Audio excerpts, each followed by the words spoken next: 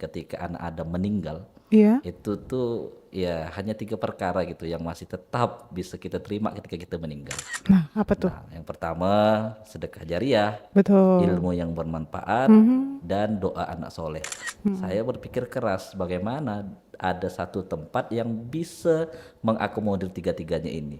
Dapatlah jawaban, yaitu masjid. Kata guru kita Kiai Lukman, tidak ada peradaban yang besar ya yang lahir dari sekretariat, tapi peradaban besar selalu lahir dari masjid.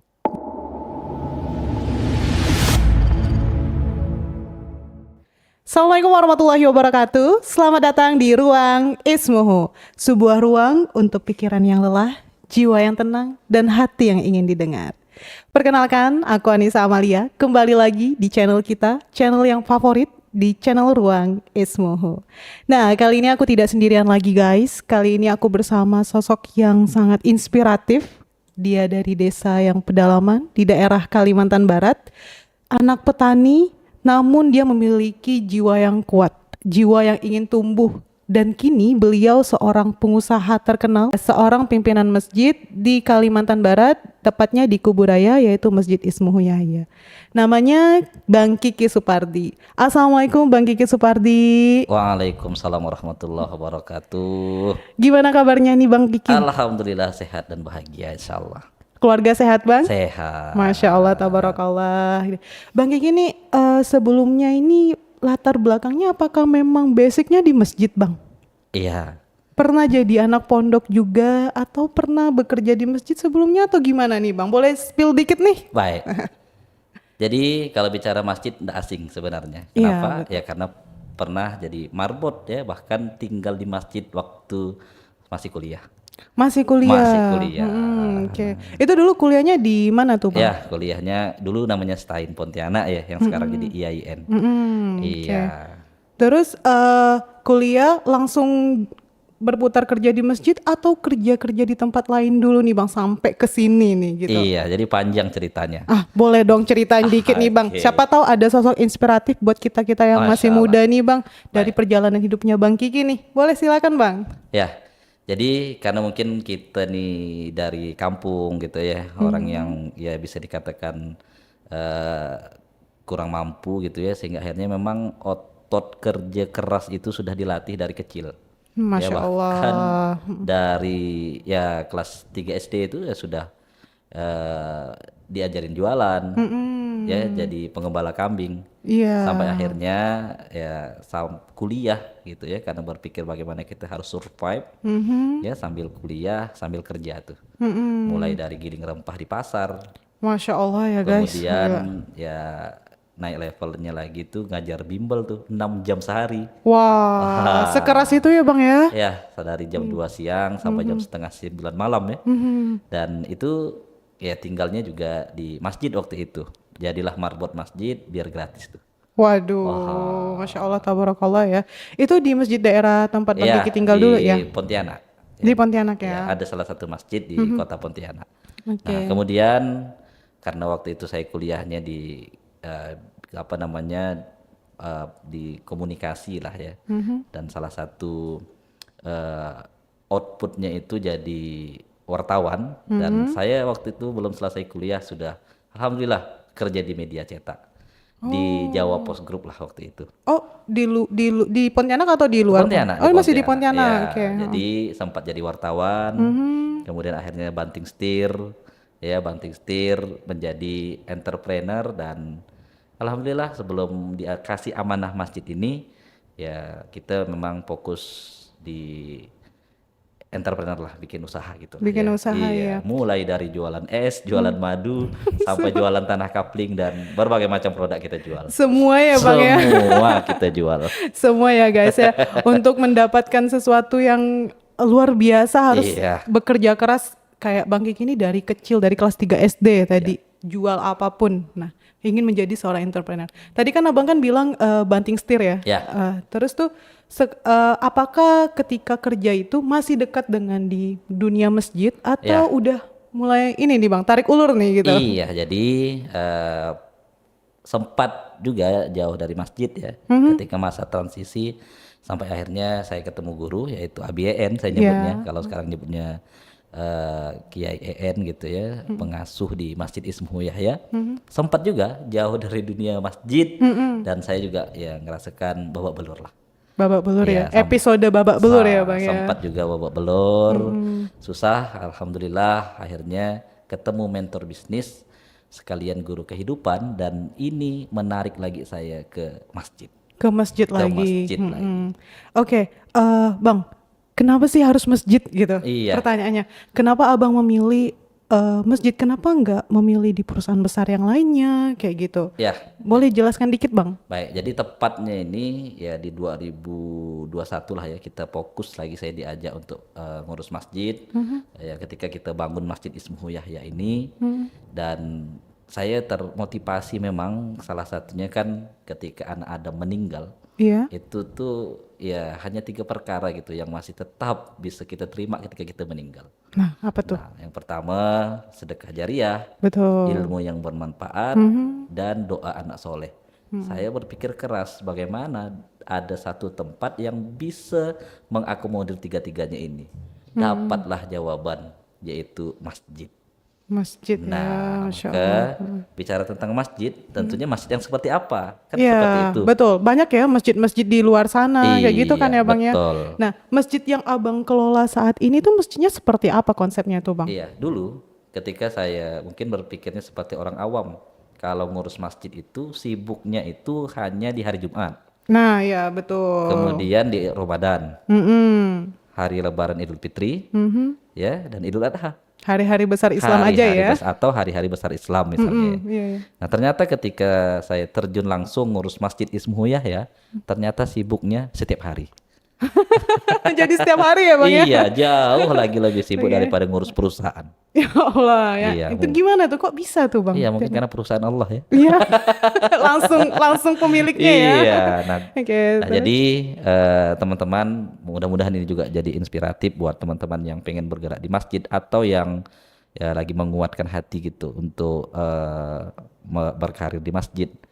Ya, karena kalau kita ngelihat bangunan yang pertama di masjid nih Kak Anissa, nah ternyata masjid.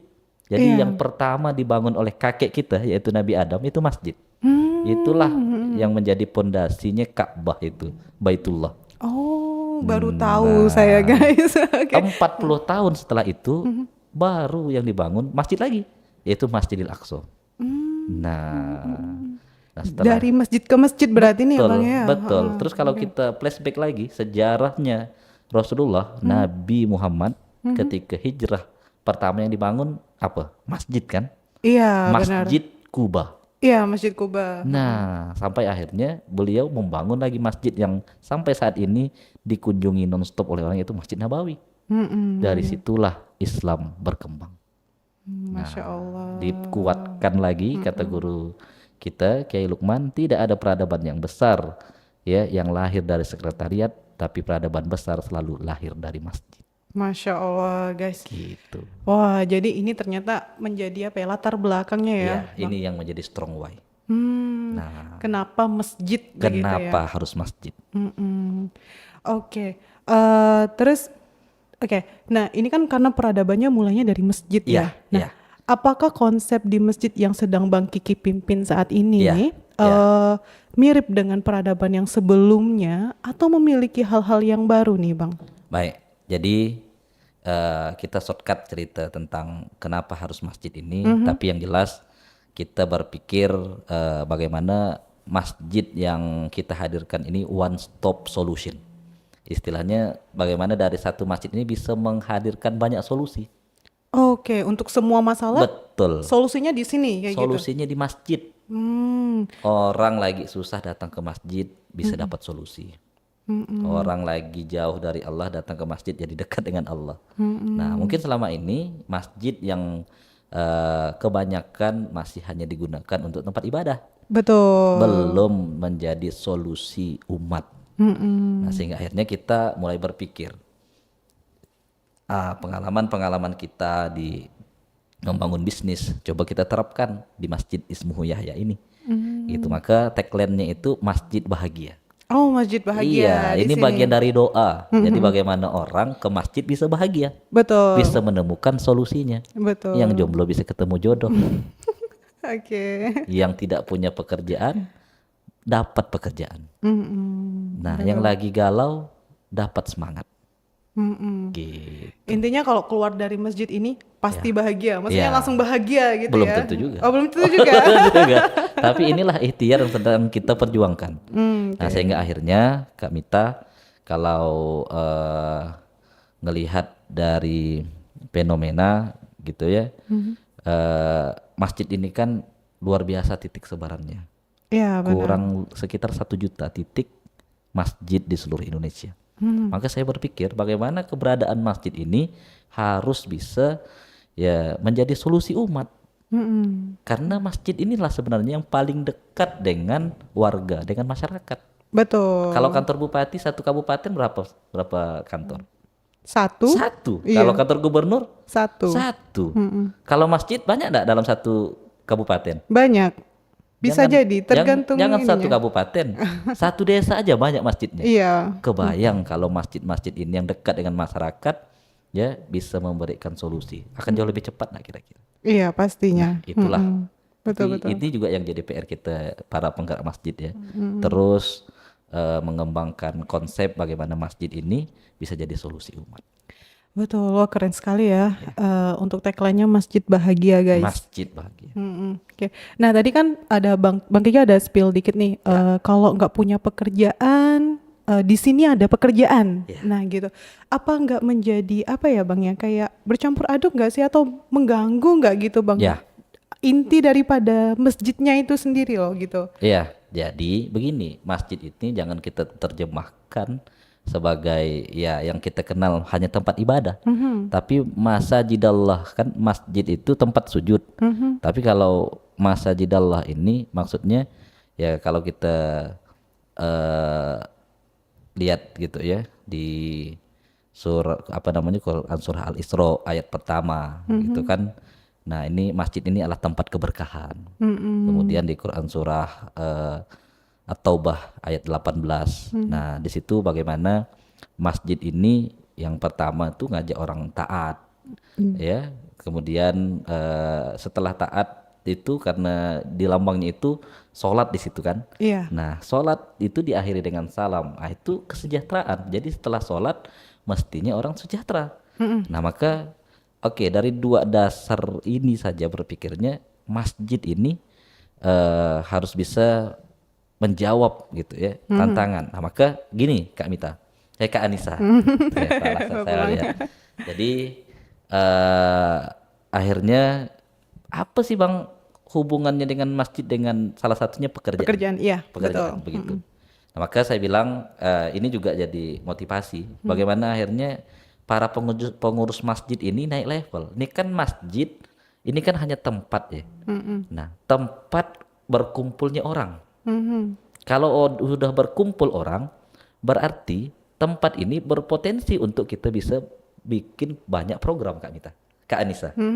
Oke. Iya, iya. Nah, kalau orang sudah berkumpul, maka dibutuhkan harus ada orang yang bisa punya konsep, yang punya jiwa leadership, memaksimalkan orang berkumpul ini sehingga akhirnya menjadi program dan bisa menjadi solusi. Nah, maka apa yang pertama kita berharap setiap masjid itu harus ada ya PIC-nya yang berani gitu ya, Iya. berani bukan hanya sekedar urusan ibadah gitu, tapi bisa punya konsep-konsep yang lebih ya istilahnya memberdayakan lah. Nah, Oke. sehingga Masuk. gitu ya. Oke, nanti baru levelnya dari masjid ini yang hanya tempat ibadah bisa kita install ada namanya Baitul Quran, tempat pembelajaran.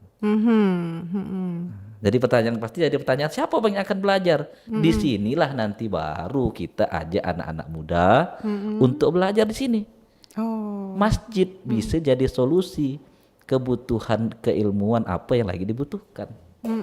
Misal sekarang lagi zaman konten kreator, bisa nggak masjid ya mencarikan orang yang ngerti ngajar untuk ngajar anak muda ini? Bisa nggak kira-kira? Bisa saja. Bisa. Iya, bisa. Kemudian ada anak muda yang pengen belajar bisnis. Mhm. Boleh nggak di masjid? Boleh? Boleh. Oh, oke. Yang penting sudah ada orangnya, tinggal bagaimana pengurus masjid ini mencarikan orang yang bisa ngajar bisnis. Keren sih, keren sih. Terus apalagi, Bang, kami mau apa lagi lah kira-kira anak muda yang disenanginya? Selain dari tadi tuh konten kreator, bisnis, Apa ya sekarang ya? keilmuan apa saja lah kan? Betul. Nah, artinya masjid ini bisa menjadi fasilitas untuk anak-anak muda belajar mengembangkan dirinya. Keren sih. Jadi kayak one stop solution itu memang benar-benar ada di masjid Itu ya. baru pendidikan. Betul. Bisa geser lagi. Ya, bagaimana masjid bisa menjadi tempat menggentaskan kemiskinan. Bisa kita install lah di masjid itu Baitul Mal. Baitul, iya ya. Kemudian ada dong orang-orang di masjid ini yang berpotensi ya kebutuhan warga di sekitar sehingga akhirnya masjid bisa melahirkan Baitul Muamalah. Nah, Ada transaksinya di situ juga ya. iya, konsep inilah yang sedang kita coba bangun di Masjid Ismuhiyah ya. Bagaimana masjid sebagai tempat ibadah kita istilahkan di sini Baitullah, ya, yang tugasnya juga ada dakwahnya namanya Baitul Dakwahnya. Baitul dakwah. Tempat belajar kita kasih nama dengan Baitul Qur'annya, ya. Kemudian ada namanya yang bergerak tadi di sosial dengan istilah Baitul Mal. Kemudian unit-unit usaha yang bisa kita bangun inilah namanya Baitul Muamalah. Jadi ada 4 ya Bang ya. Ada 4 Ada pilar 4 ini. pilar di dalam satu kawasan ini. Betul. Masya Allah sekali. Oke. Nah, kalau saya boleh tahu nih ya Bang ya, Ya. untuk dari masjid sendiri nih, apakah sudah ada konsep-konsep itu yang tadi Abang maksud atau sudah ada PIC-PIC-nya para pemuda-pemudanya yang sudah ada di masjid itu atau memang masih dalam sebuah konsep aja nih Bang? Ya, maka ini alhamdulillah kalau di Masjid Ismuhiyah yang sudah kita jalankan Oke. dengan penuh kesadaran dari sejak awal kita membangunnya itu ada sistem. Oh, ada sistem. Ada sistem. Oke. Ya, jadi layaknya seperti korporasi lah. Nah, sehingga akhirnya secara otomatis orang-orang yang setiap bidang tadi yang kita bangun harus ada PIC-nya. Harus ada orang-orang yang menggerakkannya. Nah, disinilah peran masjid akhirnya menarik orang-orang yang ahli, kemudian para anak-anak muda gitu ya untuk bisa berkarya di masjid. Jadi yang menjadi pertanyaan selama ini, macam mana mungkin masjid ini bisa menampung orang kerja? Iyalah, kalau kerjaannya hanya ngurus ibadah. Mungkin hanya 1-2 orang cukup. Tapi kalau kebayang masjid punya sekolah, Ya. masjid punya unit usaha, masjid punya Baitul Mal, kan ini butuh manusia untuk menggerakkannya. Betul sih, betul sumber daya manusianya. Sumber daya manusia, Iya. gitu. Oke. Oke. Nah, itu semuanya tuh Bang, yang tadi Abang sebutkan itu tuh. Iya. Kan pasti kan ada dasar konsepnya ya. Ya, Nah, itu dasarnya itu diambil dari mana tuh Bang? Apakah memang itu tercipta sendiri Ya. atau dari pengalaman-pengalaman Bang Kiki? ya. Atau memang sistemnya itu memang dibangun sendiri bersama guru-gurunya Bang Kiki atau Ya. kayak gimana tuh Bang? Ya, bagaimanapun karena kita ini sedang fokus di masjid, kita mempelajari deh bagaimana masjid di zaman Rasulullah. Oh, oke. Bagaimana masjid itu tempat para sahabat belajar. Ya, bagaimana masjid itu akhirnya bisa melahirkan pasar. Nah, jadi masjid ini teman-teman menjadi dasar peradaban, bahkan ya menurut literasi yang saya baca peradaban di muka bumi ini hanya 2 saja dasarnya. Satu dasarnya yaitu peradaban masjid yang outputnya adalah kesejahteraan. Kemudian ada namanya peradaban yang kapitalisme. Nah, yaitu targetnya adalah kekayaan. Nah ini maka Agak ini ya. Iya, ini yang menarik. Maka kita coba mengambil peran nih. Nah, terus akhirnya guru-guru kita juga ya penggerak masjid. Ada kayak Lukman dari Masjid Munzalam, ada kemudian Ustadz Jazir dari Masjid Jogokarian, ya ada Pak Kusnadi dari Masjid Al-Falah Sragen. Nah, akhirnya konsep-konsep yang mereka bangun inilah juga ada beberapa yang kita adopsi. Iya. Nah, sehingga akhirnya alhamdulillah Masjid Ismuhiyah baru 4 tahun ini gitu ya, sudah bisa apa namanya ya, mengaryakan 200-an anak muda di sini. Oke, Nah, menarik banget ya. Nah, ya jadi yang dipekerjakan itu bukan dipekerjakan ya, tapi ya bahasanya dikaryakan ya. Dikaryakan itu ada sekitar 200 pemuda. Iya. Nah, kalau ini saya baru baca nih ya Bang Ya, ya. ya. Bahwasanya itu sekarang ini kalau kita lihat di media TV, Ya. bahkan di media sosial itu sendiri banyak pemuda bahkan fresh graduate Ya. atau mungkin yang lulusan S2 sampai sekarang Ya. tuh belum memiliki pekerjaan. Ya. Kita nggak tahu ini letak salahnya di mana ya, Ya, Bang. ya. Apakah memang letak salahnya dari si mahasiswanya Ya. atau dari pemerintahnya, Ya. atau dari sisi manapun kita nggak tahu ya letak salahnya di mana. Tapi nih per Februari 2024 Ya. itu 4,82% jumlah pengangguran tuh hampir mencapai 7,2 juta. Masya Allah. Sedangkan penduduk Indonesia itu kan kurang lebih 270 jutaan ya, Ya, sekarang ya. ya Bang ya. Ya. Betapa banyaknya jumlah pengangguran. Bahkan nih Bang, saya tuh ada pernah lihat di sosial media juga. Ya. Indonesia ini udah masuk negara termiskin kedua atau ketiga kalau saya tidak salah kayak gitu ya. Nah itu kan sangat miris ya buat kita, buat saya pribadi yang pemuda gini kan. Nah kalau menurut pandangan Bang Kiki nih, nah dari segi masjid nih, apa ya perannya untuk mengentaskan atau apakah ada solusi gitu Bang yang terbaik kira-kira dari peradaban sini tuh bisa mampu membantu pengangguran-pengangguran yang di luar sana tuh gimana nih caranya nih Bang? Ya baik. Jadi Kak Anissa, kalau kita mendiskusikan data itu tidak bakal selesai. Betul. Apalagi ya mungkin apalah kita ini ya orang masjid gitu ya. Iya. Ya tapi paling tidak tuh Kak Anissa, kita coba ngambil peran. Nah ngambil peran, maka karena kita selama ini berkecimpungnya di masjid, apalagi kita tahu masjid ini ada kurang lebih 1 juta di Indonesia, kita mencoba membuat portofolio, gitu ya, bagaimana akhirnya ternyata masjid bisa kok berdaya, bahkan bisa mengkaryakan anak-anak muda. Cuman syaratnya yang pertama tadi, bagaimana akhirnya supaya masjid ini punya kemampuan satu, maka masjid harus bisa memberikan tempat yang nyaman buat anak muda. Benar. Harus kita support, harus kita fasilitasi, sehingga akhirnya mereka cinta. Setelah itu baru kita petakan sesuai dengan kompetensinya. Oh sesuai skillnya masing-masing ya. Betul, sehingga akhirnya yang awalnya kita di sini menerapkan 4 pilar, malah lahirlah ya unit-unit baru. Ada yang jago multimedia, kita bikinkan mainannya, bikin YouTube lah, bikin konten media sosial.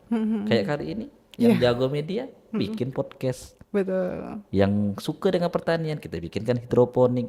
Yang suka dengan apa namanya herbal-herbalan kita suruh bikin minuman herbal dan seterusnya. Inilah yang sedang kita contohkan di sini, bagaimana masjid ini sebagai katalisator. Nah, menjadi istilahnya ya menjadi tai chi master gitu ya. Ada anak muda yang butuh gitu ya, kita fasilitasi, kita kasih ruang mereka untuk berkarya. Nah, sehingga akhirnya bicara tentang pengangguran tadi, ya kita mengajak para inilah ya, para penggerak masjid, ayo kita coba bangun gitu ya konsep yang mana masjid ini menjadi tempat berkaryanya anak-anak muda. Betul. Kan kebayang kalau misal 1 juta titik, ya kalau pengangguran sekarang ada 7 juta, satu masjid menampung 7 saja Kak Anissa. Selesai tidak pengangguran? Selesai. Cuman yang menjadi pertanyaannya, masjid yang seperti apa Bang yang bisa menampung anak-anak muda ini, betul nggak? Betul. Nah maka dimulai dari mana? Dimulai dari pengurusnya dulu nih, punya keinginan. Iya, kita ini sudah dipilih Allah, berarti yang kalau sudah pilih Allah, bentuk bersyukurnya adalah memaksimalkan fungsi masjid. Betul. Fungsi masjid ini yang kita upgrade, yang mungkin selama ini hanya untuk tempat ibadah, harus kita naikkan levelnya. Fungsinya, fungsi tempat mengajarkan umat.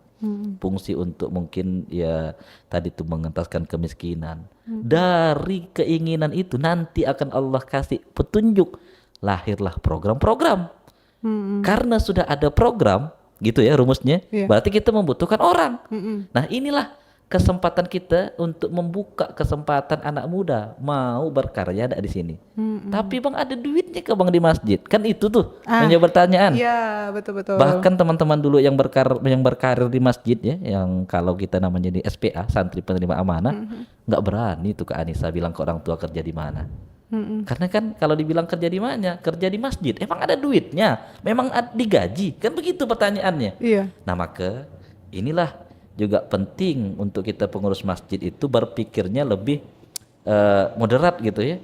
Ya karena memang misalnya kita buat unit usaha, ya tentunya orang yang menggerakkan unit usaha ini harus kita bayar dong dengan profesional.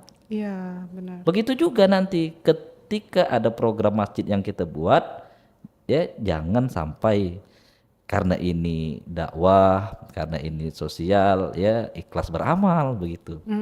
Sementara anak-anak muda ini logical thinkingnya dia pasti butuh duit. Betul. Apalagi kalau sudah menikah, apalagi kalau punya anak. Maka syaratnya akhirnya Kak Anissa, orang yang bekerja ini pun juga profesional. Maka kita inilah lagi mencontohkan bagaimana di Masjid Ismuh Yahya ini sedang membangun manajemen masjid yang profesional, yang bisa akhirnya mengakomodir anak-anak muda bekerja di sini dan tetap kita hargai secara profesional. Ya, keren sih. Seperti itu. Dengan program yang awalnya tadi 1 juta masjid memberdayakan untuk 7 saja dalam satu masjid selesai itu. pengangguran di Indonesia.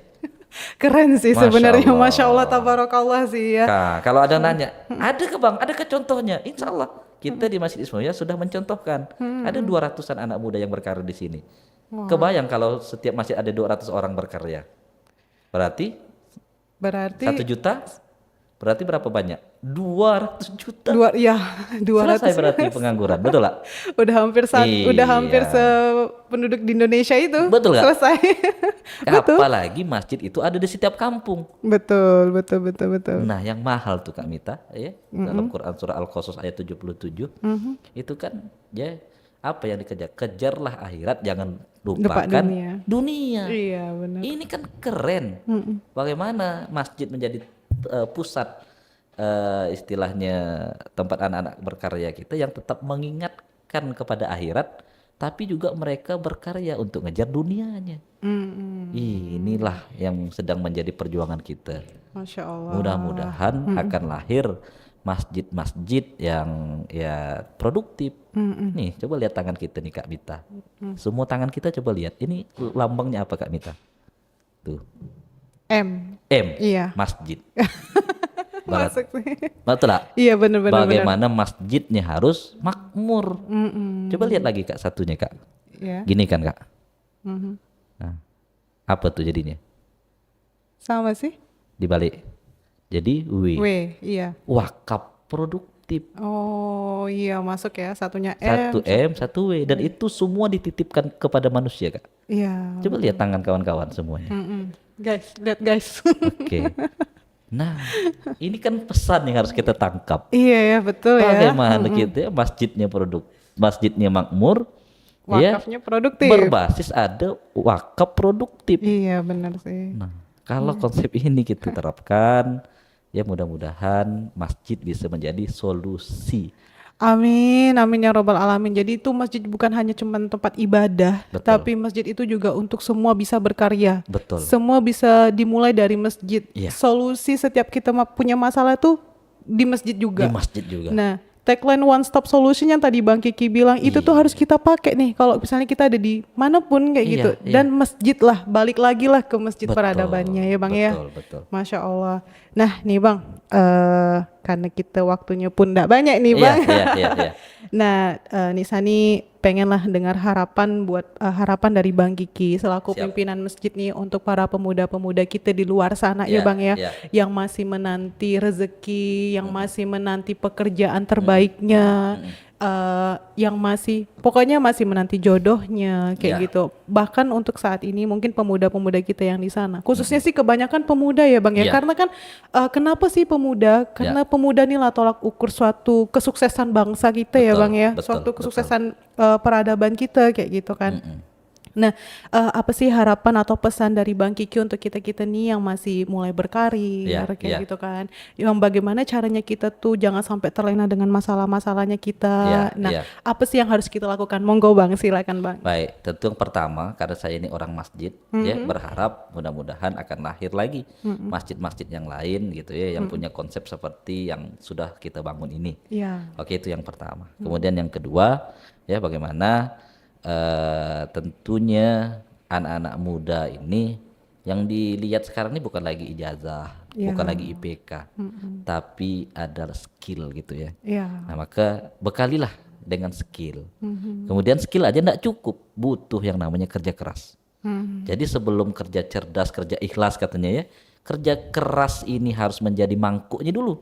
Nah, maka anak muda ya, karena memang pertarungan sekarang luar biasa, jangan gengsi gitu. Kalau ya bang saya ini S1, S2 ya harus merintis gitu nggak apa-apa. Gitu ya, habiskan dulu jatah kerja kerasnya. Jangan gengsi ya Bang Jangan ya. gengsi. Nanti disitulah baru terbuka peluangnya. Barulah bisa kerja cerdas. Nah, seperti itu. Nah, kemudian buat teman-teman yang sudah dapat pekerjaan sekarang, maka sungguh-sungguhlah jadi yang terbaik di situ. Gitu ya. Nah, bahkan ya apalagi kalau yang mungkin saat ini berkarirnya itu ya tidak jauh dari masjid. Ya. Disyukuri.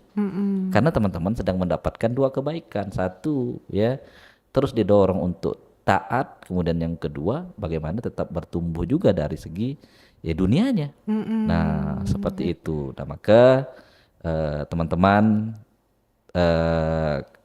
kita tidak tahu gitu ya, kapan kita jatuh, tapi kita harus tahu kapan kita bangkit. Betul. Iya, Masya Allah. Ya, nah seperti itu. Nah sama termasuk yang sudah berkarir sekarang, ya kita mendengar banyak yang dirumahkan, Iya, banyak yang benar. di PHK. Nah itulah yang saya bilang, kita tidak tahu kapan kita jatuh, Betul. tapi pastikan kita harus tahu kapan kita bangkit. Move on, bangkit. Betul. Ya, ya silakan yang mau wirausaha. Nah, yang harus merintis lagi, jangan gengsi. Jangan gengsi guys. Jangan gengsi. Jangan gengsi kalau mau sukses. Ya mau sukses gitu ya. Sukses itu keniscayaan hak semua orang. Betul. Tinggal bagi siapa yang mau berjuang atau enggak, itu saja. Iya betul. Masya Allah, tabarakallah. Makasih banyak sekali Bang Kiki untuk insight-insight terbaiknya yang dari apa ya, pengalaman hidup Bang Kiki ini pun juga menjadi pelajaran pribadi ya buat saya ya Bang ya, bahwasanya tuh kan kita itu pertama tadi kerja keras itu harus ya untuk kita yang masih muda. Jangan sampai jadi pemuda jompo. Betul. Masih muda tapi tulang punggung udah kayak umur 80 tahun, malas dikit-dikit rebahan ya Bang ya. Nah, yang kedua semua itu berawal dari masjid. Nah, kayak gitu. Masjid itu jangan kita beranggapan bahwasannya itu hanya untuk tempat ibadah aja, tapi disinilah kita tuh memulai peradaban baru, memulai karya baru. Di sini malah di masjid sendiri itu kita sebenarnya itu disupport langsung dari Allah, karena apa, petunjuknya pun langsung dari Allah sendiri. Makasih banyak Bang Kiki atas waktunya. Sampaikan salam saya buat keluarga ya Bang Kiki, sehat-sehat terus.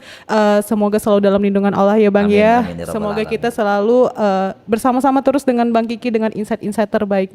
Makasih ya guys, jangan lupa untuk subscribe channel Ruang Ismuhu, kemudian aktifkan loncengnya, like, share, and comment sebanyak-banyaknya. Assalamualaikum warahmatullahi wabarakatuh. Waalaikumsalam warahmatullahi wabarakatuh.